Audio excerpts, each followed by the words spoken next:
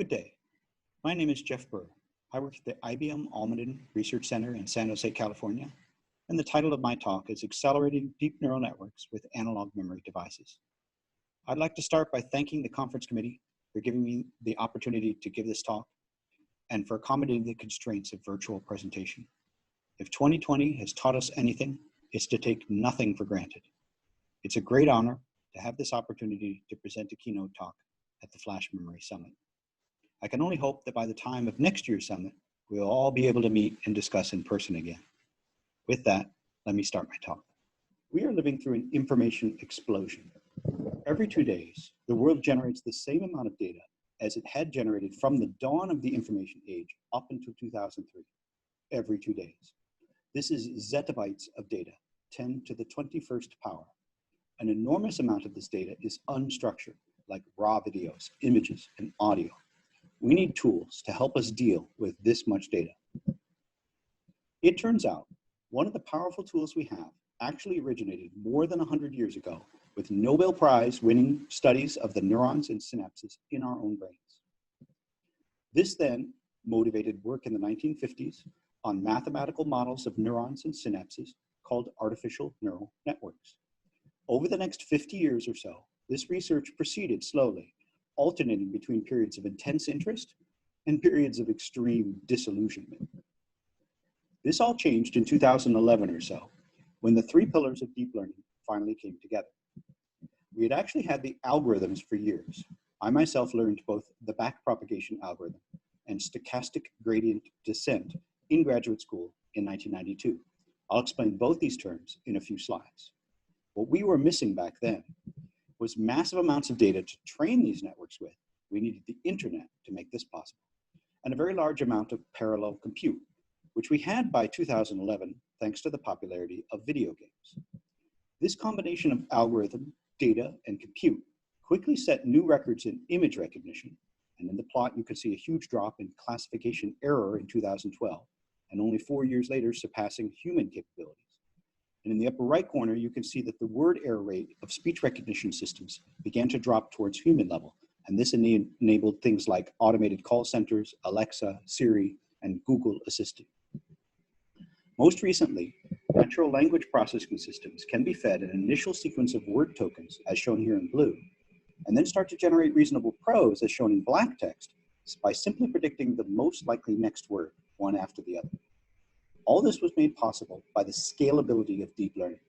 When you make a neural network model bigger and you train it with more data, it almost always gets better, and eventually it will outperform anything else. Let me walk you through how these networks work. Although here I have drawn a simple fully connected network, any deep neural network is composed of layers of neurons interconnected by synaptic weights. Although you can pick any number and size of hidden layers, you design the input layer to match your data. Here I'm showing 2D images of handwritten digits from a 20-year-old data set known as MNIST. And you design your output layer to match your task, here classifying into one of 10 classes. When you have a trained network, you could perform forward inference. You apply your input data, and each layer of neurons drives the next through their weight connections. At the output, whichever neuron is driven with the strongest excitation represents the network's guess at your class. This will never be 100% correct, but if you did a good job during training, the accuracy can be pretty high. And as we saw earlier, this can be even better than what a human would do. But how do we train this network and get a good set of weights? Training starts by doing the same forward propagation from input data. But at first, because the weights are just random guesses, the answer is likely wrong. We need to have the correct answer or label for each piece of training data. You can think of the error, the difference between the network's guess and this label, like an energy function. The closer the guess and the label, the lower the energy. Then we backpropagate these errors from right to left back through the network. And at each weight, we combine the error from the downstream neuron and the original excitation of the upstream neuron to produce the right weight update.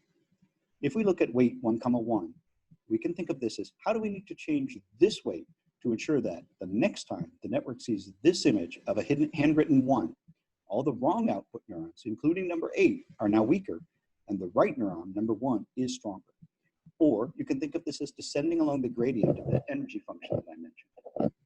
Since there's no guarantee that the next image won't need some completely different weight changes, we make only a tiny change to the weight, and we show the network all the training images we have over and over again, but randomizing the presentation order. This is why we call this stochastic gradient descent. Computer scientists throughout the world, including many of my colleagues at IBM Research, are driving the evolution of AI, from narrow AI that can learn from a lot of data to do one task really well, towards broad AI that can handle multiple tasks, domains, and modes, that can be explainable, trusted, and distributed, and that can still be trained to high accuracy even when we don't have a lot of training data to work with. IBM is helping many enterprise clients with computer vision applications in fields such as construction, insurance, sporting events, and technical support. These kind of applications use convolutional neural networks trained on databases of color images. Here I show CIFAR, which is a small data set with about 100 or 10 or 100 labels. ImageNet is a larger data set with more pixels per image, more images in the data set, and up to 1,000 classes. There can be a lot of pixels in these images, so what a CNN does is learn a cascaded bank of filters that can be convolved across the image. From layer to layer, we use convolution and pooling to reduce the number of pixels, but increase the number of filters. Simple filters are learned in the early layers, which then work together with later filters to look for even quite complex objects, like the features of a nose of a particular breed of dog. None of this is programmed. It's all learned as we train on the images in the dataset. Beyond these computer vision applications enabled by these CNNs, we at IBM have many clients with applications that call for some sort of natural language processing. This includes language translation, speech transcription, language processing, including things like automated analysis of social media, and chatbots. For these kind of applications, we need a network that can deal with sequences in time, like sentences and paragraphs. One example is known as a recurrent neural network. Each time we put a token or word from the sentence into the network, we also inject the previous state, shown here with a brown arrow, back into the network. I show this here as I unroll the operation of the network in time from left to right. By the time we get to the end of the sentence, the network has some memory of each token in the sentence, enough that it is capable of connecting this sentence to the concept of a new account, even though the customer did not explicitly say those two words together. However, you can graphically see the problem here. The RNN tends to be much better at remembering recent tokens than the earlier ones. By the time we get to the end of the sentence, very little of the first token, how, is still part of the network's current state. The RNN that is met with the most success is called LSTM, long short-term memory, because it uses a complicated series of gates to try and learn what to remember from each token and what it can afford to forget as it goes through a sequence. Another popular network for NLP applications are transformer-based networks. Rather than recurrence, these networks go through the tokens in a sequence and try to build up an attention matrix, which the network uses to decide which tokens within the sentence are most relevant to each other, to help it predict what the next most likely token in the sentence might be. That example from the GPT-3 network that I showed you earlier uses many, many transformer layers with about 175 billion learnable parameters. Now, in the convolutional networks for image processing, there are a lot of neurons, but each neuron is only connected to a small subset of neurons in the next layer. And the weights in those small filters are extensively reused as we can evolve across the entire image. As we will see, this actually makes CNNs fit pretty well onto digital accelerators, especially if memory and processing are organized appropriately. In contrast, both the LSTM and transformer networks for natural language processing tend to use a lot more fully connected layers with large weight matrices and less weight reuse, making these networks much less pleasant to deal with on digital accelerators. Now, as we move towards broad AI, we need to be a little nervous because even the narrow AI networks require significant compute. When we train a big CNN on network, whether we do it slowly with a handful of GPUs or rapidly with a whole bunch of GPUs, we're still consuming an enormous amount of energy, equivalent to 2 weeks of home energy consumption. Worse yet, as we have tried to ride along this trend that bigger models perform better, we've been rapidly growing the size of compute we need. This plot shows the training energy for a single training of one network, the largest network, in units of petaflop per second per day, has been doubling every 3.5 months. Both training and inference energy grow as the models get bigger. As shown here, training energy also grows as we train with more data and train for longer times. And total inference energy across the world grows as these large models are used on more and more platforms and in more and more applications.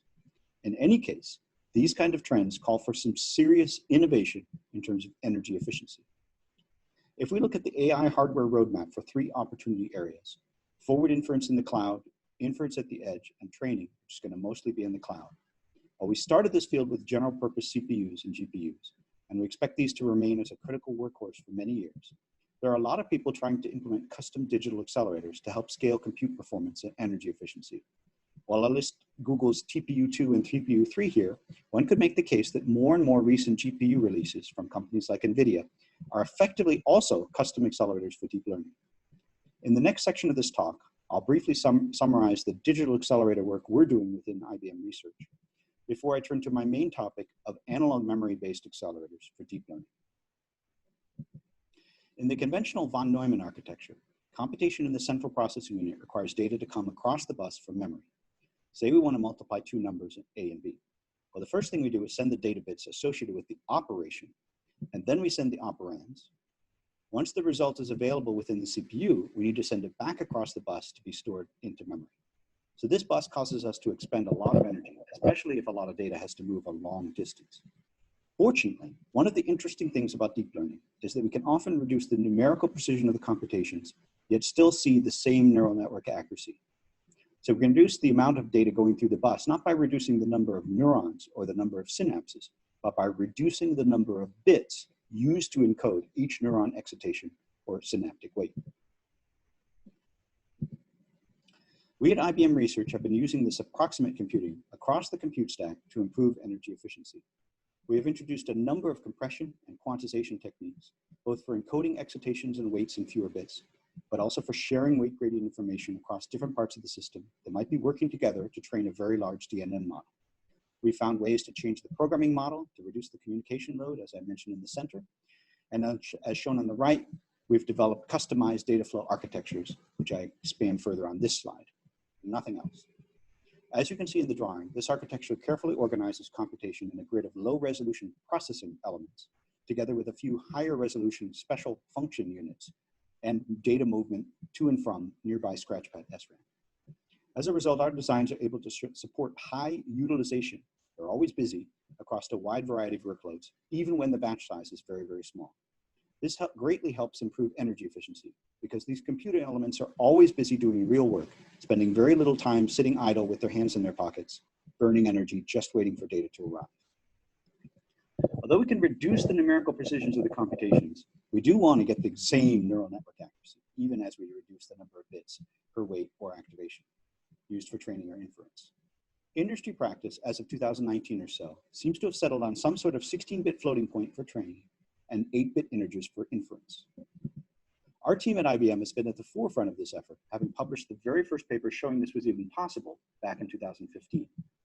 Since that time, we have shown that you can train networks to ISO accuracy using a combination of 8-bit floating point formats with careful use of mantissa and exponent bits together with higher precision at critical points throughout the network. In inference, we have dropped the required bit precision well below 8-bit integers, showing full ISO accuracy across a wide suite of networks at 4-bit precision and promising results for a subset of popular networks at near ISO accuracy for 2-bit precision. Other trends across the industry for digital accelerators include the exploitation of sparsity, where the hardware can recognize zero weights and zero activations and skip them.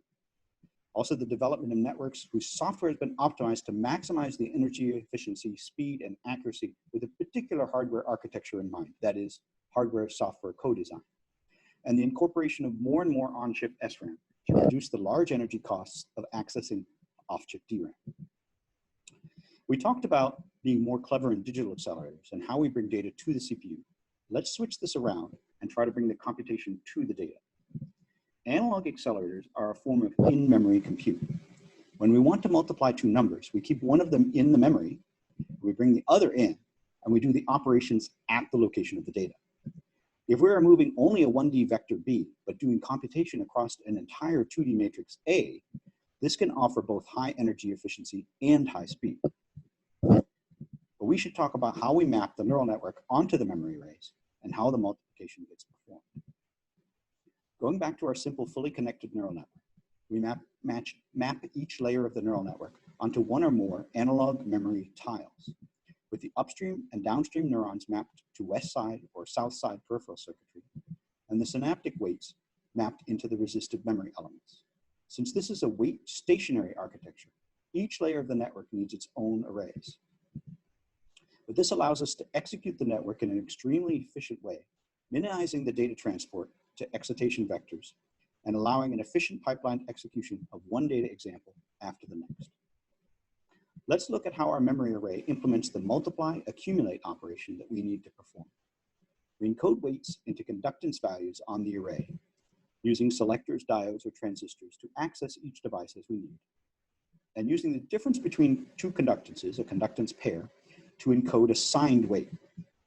When we use the peripheral neurons to encode each excitation into a voltage signal V, the act of reading the device conductance G produces a current proportional to G times V, which means we have gotten Ohm's law to perform the multiplication of the excitation and the weight for us. This is the same exact operation that we would have performed when reading resistive memory, except that here we intentionally do a read on all the rows at the same time, each encoded with its neuron's excitation, each device doing its multiply in parallel and adding its current to the vertical bit line. This means we have gotten Kirchhoff's current law to perform the accumulate for us, and we have performed an entire vector matrix multiply in parallel, in constant time, at the location of the weight data. Now, before going on, I did want to mention that many researchers are working on in-memory compute variants, where they restrict the number of states needed from the memory element, often all the way down to binary. Well, this allows them to use conventional memories like SRAM, or to use emerging non-volatile memories like RRAM in a binary memory mode. This also means that they need multiple memory elements across multiple bit lines and or word lines in order to implement each multiply accumulate between weights and activations for even a few bits of precision. But in the rest of my talk, I will focus on the full analog AI opportunity that excites us the most, with weights encoded into continuously analog conductive states. We're not just waving our hands when we say this can provide high performance and high energy efficiency. We have put full 90 nanometer designs through performance projections, and we are starting to verify these in silicon. In the top plot, you can see that the energy required decreases and the energy efficiency starts to increase as we move from left to right, decreasing the conductance and thus the read currents. And in the bottom plot, as we move from right to left, we can see that we start to get interesting performance per unit area as we push the integration time per analog tile below and then well below 100 nanoseconds. In general, high performance and energy efficiency in analog AI is maximized for DNN layers with low weight reuse, such as the fully connected layers that I described in LSTM and transformer networks. It's maximized when we could be really efficient in how we send DNN excitations from the edge of one tile to the edge of the next, and maximized when we have good analog memory devices. So what would make a good resistive analog memory element? Well, if we focus on forward inference, we need only modest endurance and programming speed. We want a device that we can keep scaling down in size, and we want to make sure we don't have too much read current, so we have the right resistance range. We want to be able to program conductance states with modest amounts of power, which then stay stable in time, even at elevated temperature. The device we have chosen to focus on for inference is phase change memory, or PCM. PCM depends on transitions between a highly resistive amorphous phase and a low resistance crystalline phase, induced by Joule heating, which we can control by the amplitude and shape of applied voltage pulses. PCM satisfies many of the necessary criteria. As a device in the back end of the line wiring, we can easily make small devices above the silicon. And when we do so, the programming power can be small. That's not the hard part. The engineering trick is fabricating all the PCM devices at exactly the same size as we make them small. But even as we are now starting to get good at that, there are some real challenges for retention, for programming error, and for conductance stability, all related in some way to polycrystalline grains. If we look at the prototypical mushroom cell, we see that the high current density, as right current tries to get from the large top electrode to the narrow bottom electrode, also known as a heater, we get a hemispherical dome of hot material, thus the name, the mushroom cell, because it looks like a cap of a mushroom. If this hot material goes over the melting point, around 600 degrees Celsius, and then quenches to room temperature fast enough, we block all the paths for read current with a resistive amorphous plug, leading to a G value close to 0. If a subsequent pulse is ramped down very slowly, we get the state on the far right, where read current can easily get to the current to the heater through highly crystalline material, and the G value can be fairly large, perhaps tens of microsiemens. But to have complete analog tunability, we need those center states, and we need to program them into intermediate states where read current has to make its way through regions that have numerous small polycrystalline grains. And these grains seem to have an impact on retention, programming, and conductance stability. The same physics that enables the fast crystal growth is still slowly working away at lower temperatures, eventually leading to retention issues. Now we can tune this to higher temperatures by using PCM materials that support or exhibit higher crystallization temperature. The physics of grain nucleation, in terms of programming, means that each pulse generates some new configuration of grains. So we have some stochasticity here fundamentally. But the right latency requirements for inference are much more favorable than in a memory application. So we should have enough time to do iterative closed-loop tuning of the conductances. And, at least in first implementations, we can trade off some areal density to get more redundancy in SNR, signal-to-noise ratio, using what we call multiple conductances of varying significance. However accurately we program the conductance state, we need to maintain that state over time. Unfortunately, continued relaxation of the amorphous phase, both in the main plug and at all the grain boundaries, contribute to conductance drift. Fortunately, this is an effect that slows down in time, shown here as straight lines on a log-log plot of conductance versus time, with a slope nu that is usually 0.1 or less. How can we deal with this drift? Well, we can use a time-dependent gain factor, which can help us subtract off the average drift, at least for a little while, although eventually we'll have to worry about amplification of background noise. Unfortunately, drift also exhibits a cycle-to-cycle stochasticity ascribed to those same polycrystalline grains. Hardware-aware training can help us a lot here, exposing the network to noise during training, so it'll be more robust to noise on the weights, including from drift variability during inference. This is very similar to what our digital accelerator colleagues already do when they carefully train a quantized deep neural network to have high accuracy despite reduced digital precision during inference. Finally, we have been working for quite some time on new PCM device designs. In a projected PCM device, the amorphous plug doesn't block read current so much as deflect it into an intentionally included shunt layer. This sacrifices some of the huge conductance contrast in our devices, but in exchange, we get significantly lower drift variability, and lower random telegraph noise. As shown in the plot at the lower right, we have been able to use these kind of devices to achieve matrix operations at an effective precision equivalent to 8-bit fixed point. We even have to zoom into the correlation plot to be able to see the noise. So we're very excited and optimistic about the combination of all these techniques for inference. In my last few minutes, let me switch over and talk about analog AI for training. Here we are looking for a slightly different kind of device, worrying more about endurance than retention. We still want fast, low-power programming, and we still want device conductance to remain stable and unchanged between weight updates. But now we want to be able to make tiny, gradual, and most of all, symmetric conductance changes to the resistive memory devices encoding our weights. The network is going to apply many, many weight updates with the expectation that the weight increase and the weight decrease requests will all cancel correctly. Our device needs to exhibit symmetric conductance response to deliver on this expectation. And if this doesn't happen, training accuracy almost always suffers. Here, we at IBM Research have been focusing on resistive RAM, in which an insulating layer like, say, hafnium dioxide is bridged by creating and then modulating conductive filaments composed of vacancies and defects. RM can meet many of the requirements for analog AI training. Like PCM, RM can be made in the back-end wiring above the silicon, although endurance, yield, and variability are not yet at the levels demonstrated in PCM. Programming power can be kept low by enforcing compliance externally, but because this reduces the number of atoms being moved around at the weak point of the filament, we also have to contend with more and more Poissonian or shot noise-like statistical variations as we decrease programming power. Despite all that, we have shown that you can engineer these RM devices so that you can move through a continuum of analog conductance states as you alternate between conductance increased pulses shown in red and conductance decreased pulses shown in blue.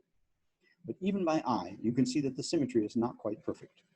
While we continue to improve RM, we are exploring other possibilities as well, including 3-terminal EC-RAM devices. First introduced by Sandia Labs, these devices act like tiny batteries, and the voltage applied to the gate can be used to add or subtract ions from the conductive into or out of the conductive channel between the two other electrodes. While there are many challenges to making this fast and small and parallelizing them in large arrays, these devices definitely exhibit that linear, symmetric, and gradual conductance update that we asked for. Another approach we've tried are systems solutions that separate out the role of permanent weight storage from that critical role of gradient accumulation where we need the symmetric weight update. In a paper that my group wrote in Nature, We did this by combining volatile and non-volatile analog memories together in a complex unit cell.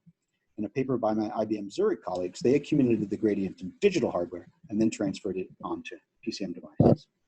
And finally, some of my colleagues have been looking into the underlying training algorithm itself. So now I come to the conclusion. We can predict that deep learning is going to need custom hardware accelerators, and there is a real opportunity to make digital accelerators more energy efficiency by aggressively reducing the bit precision. For convolutional networks, we can go even further by exploiting weight reuse, sparsity, and by doing extensive hardware-software co-optimization. Meanwhile, there is this parallel opportunity to use in-memory computing. I showed you how Kirchhoff's current law can enable efficient analog summation, and it seems like some variant of this will almost certainly show up in future otherwise digital accelerators. In our analog AI project, we are trying to also exploit the benefits of multiplication with Ohm's law, which we feel is really attractive for energy efficiency and speed up on the fully connected layers that we find throughout the networks being used for natural language processing. I described our recent progress in implementing inference using phase change memory devices and laid out many of the things we're doing to address stoichiometry, drift, and noise. And I described our recent progress towards analog AI for training, including device work on RM and ECRAM, to implement the symmetric and gentle conductance update that SGD training would require, and then new training algorithms that can harness asymmetry to provide software equivalent training even with highly imperfect devices. With that, I would like to thank both the colleagues across our worldwide team who contributed some of the slides in my deck, including Dr. Cindy Goldberg, Dr. Kailash Gopalakrishnan, and Dr. Preneet Adesumilli. And I would also like to acknowledge the help and advice of the many colleagues in our analog AI team at the Almaden Research Center in California, including our close collaborators from IBM Tokyo and IBM Yorktown Heights. And I'd also like to thank for the management support over many years, both from local management at our Almaden site and from our global analog AI team management. I will end with this slide so I can point out that all this work is performed as part of the IBM Research AI Hardware Center, which is a cross-industry partnership between IBM Research, IBM clients, academia, and the state of New York. In the lower right corner, I've put my contact info and a link to our Almaden Analog AI group in purple, and in bright blue are links to learn more about the IBM Research AI Hardware Center. Thank you for listening, and stay safe. The organizers have asked me to prepare 2 audience questions and then go ahead and answer these. While this feels a little bit like cheating, I have done as they requested. My first question to myself is, can you tell us more about this new training algorithm? My IBM Yorktown colleague, Typhoon Gokman, has come up with an alternative to stochastic gradient set that can use the asymmetry in our RM devices for computation. He calls this the tiki-taka algorithm. As you can see here, along the horizontal black line, that if you use the backpropagated errors and do SGD-style weight update directly on weight matrices encoded into highly asymmetric RM devices, the network refuses to converge, and training error remains much higher than we'd expect for this network on digital full precision hardware, no matter how long we train. But if we do an exchange of these weight updates into a second set of matrices and pass these updates back and forth like we were Spanish soccer players, you can see from the blue line that we obtain the same low training error and thus high accuracy that we got from full precision digital systems, despite the fact that the analog memory devices exhibit highly asymmetric conductance response. So again, we're very excited, optimistic about the combination of some or all of these techniques for analog AI training. Okay, so the second question from myself is a bit less of a softball. What are you going to do when you run out of devices to encode the model? And isn't this scheme of using multiple conductances per weight going to make this problem even worse? Good question. Well, first, we can always connect more layers into the network by using multiple chips.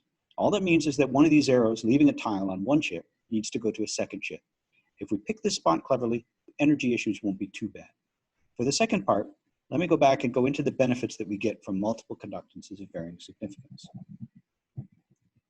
As this slide shows, even in a situation where some of the devices seem to have a ceiling on the conductance to which they can be programmed, by organizing each weight as 2 conductance pairs, we get some built-in redundancy and a much better ability to get analog weights tuned into exactly the target value we want.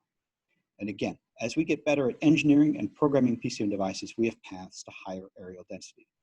We can go back to 1 conductance pair, just capital G plus and a capital G minus, or we can reach even higher density by giving each weight its own capital G plus device, but having them use together a shared capital G minus device. We can also expect significant density improvements as we reduce programming and read currents. These two together will allow us to shrink the access transistors and to use narrower wiring as we go across the arrays. Thank you again.